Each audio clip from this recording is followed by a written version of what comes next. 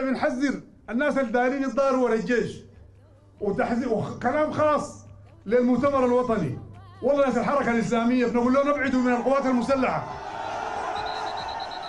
ارفعوا يدكم وارفعوا اقلامكم من القوات المسلحه. القوات المسلحه ما حتسمح لاي فئه تعود من خلالها.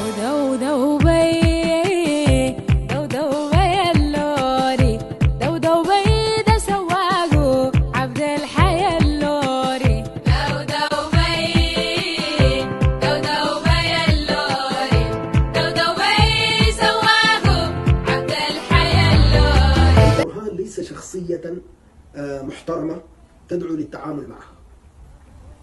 هذه يعني دي نقطة يعني مهمة شخصية. أما بالنسبة للحركة الإسلامية يا أخي، فمن قال لك أنا أثق بالبرهان 100% وكذا هو أحضر القليل، إما أنه يكذب عليك، وإما أنه يعني فقد عقله.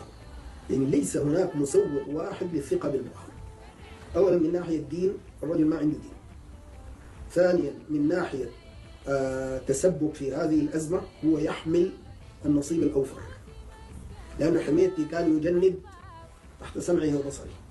المناطق الاستراتيجية هو الذي سمح بتواجد قوات لحميتي فيها.